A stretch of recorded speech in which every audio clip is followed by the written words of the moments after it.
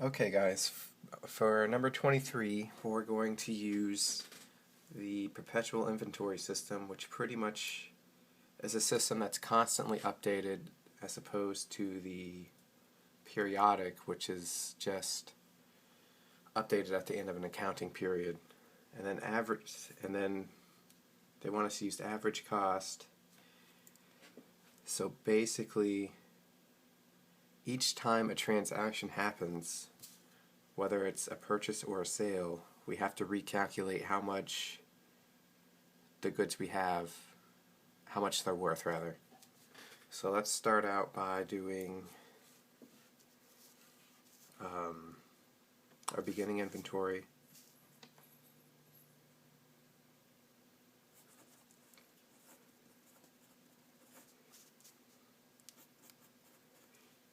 Which was 10 units.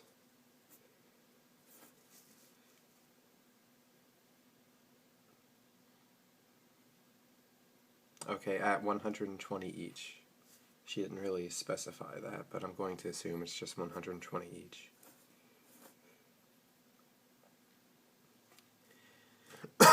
And if we do the math, that gives us a value of 1,200 just to start. So we haven't done anything yet. This is just our first transaction, or this is just our beginning inventory, but our first transaction is coming up here, which is a purchase. So what did we purchase? We bought 60 units at 112. Oops.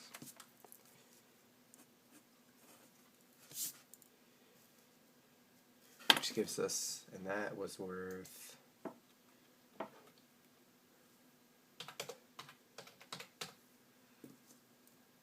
$6,720. Okay, so what we do here, we're trying to figure out this column right here. How much is it worth per unit? So we're going to add up our inventory amount, which is 70. 60 plus 10 is 70. And we're going to add up our worth so far, which is 6720 plus 1,200. And that gets 7920.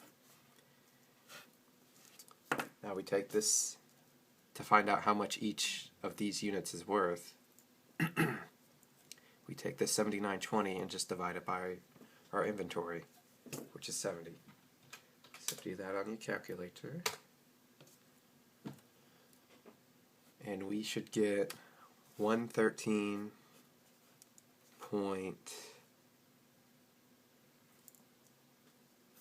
And there's no rounding to do, so we have 70 units worth $113.14 each.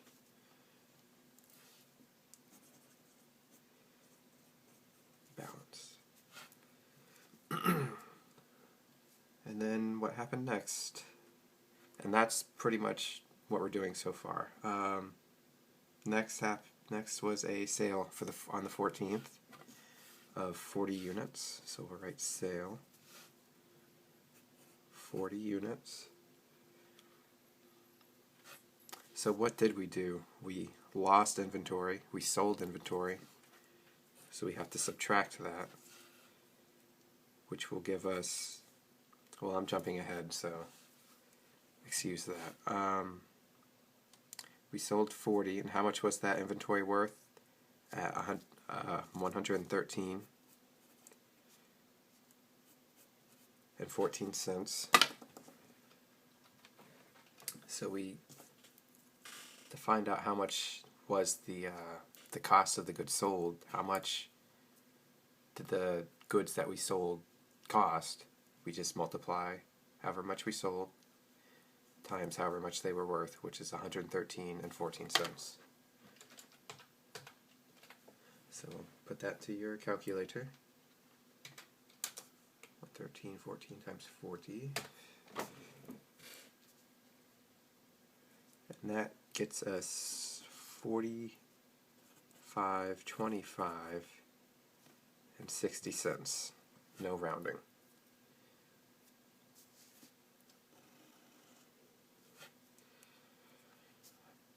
Okay, so next, like I was saying earlier, we lost inventory, we sold it, we got rid of it. So we're going to have to subtract for this next. 70 minus 40 is 30. Let's write balance.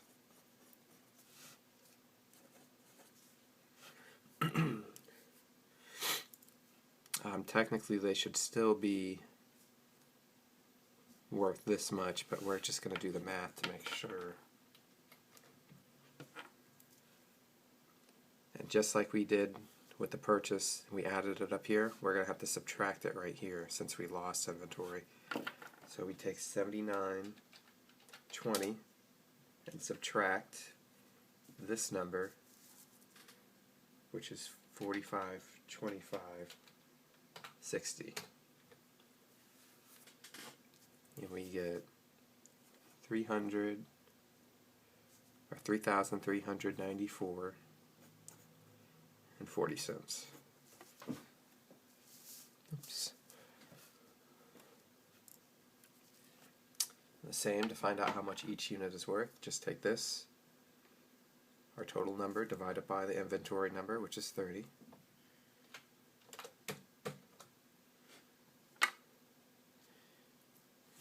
And we do get 113 and 14 cents. Excuse me. So our next transaction was on the 21st. It said purchase. So that's an increase to our inventory. We'll write down purchase. It was 30 units at 116 each. So just put that into your calculator. 30 times 116 is 34.80. So we made a purchase. We have more inventory now.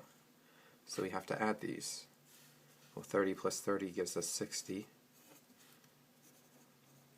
Right balance. And 34.80 plus our other balance, 3394, I believe. 3394.4 is 68.74. 68.74 and 40 cents.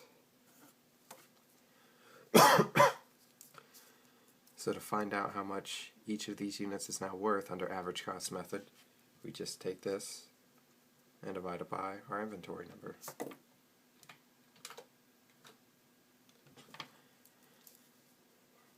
And we get 114.57.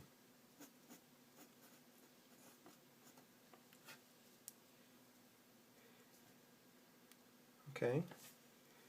Now what happened next? On the 30th we made a sale again. We sold 28 units. So how much were those units worth? Well, this number, 114.57. So we take this 114.57 times our sale amount, which was 28,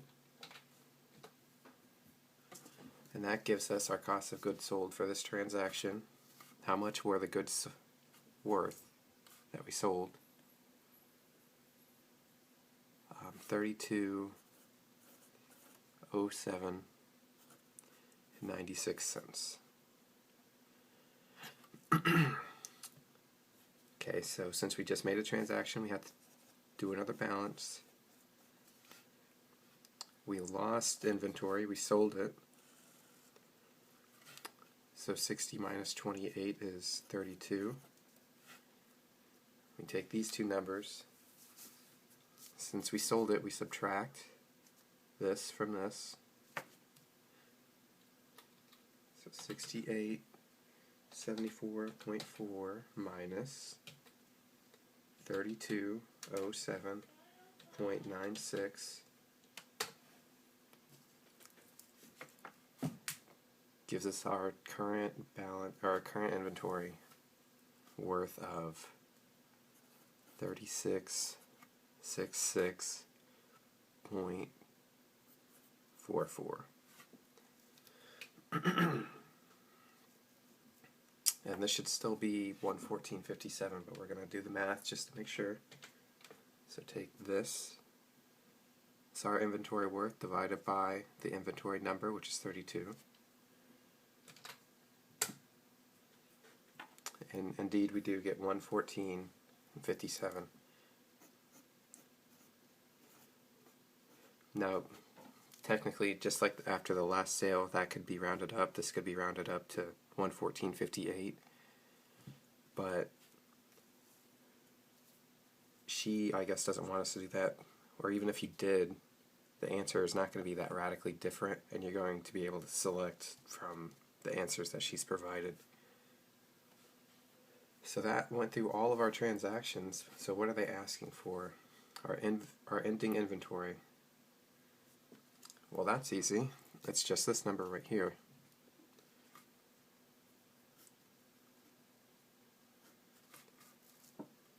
Ending inventory.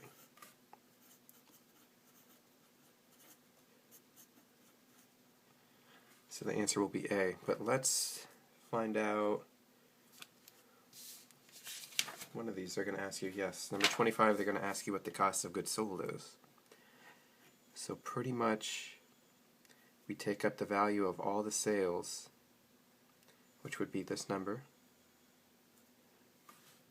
and this number.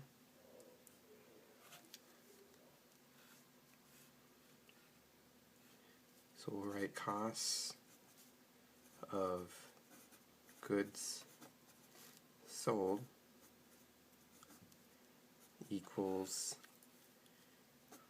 45.25.60 plus 3207.96, which of course will equal, after we calculate that out, 45.25.6 plus 207.96.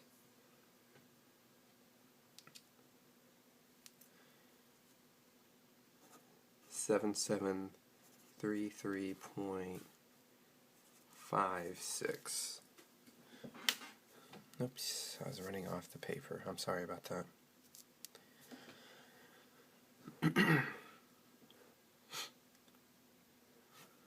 Which is actually D. But since they're only asking for ending inventory, our answer is going to be A. That's how to do number 23. Hopefully nothing was too confusing for you guys.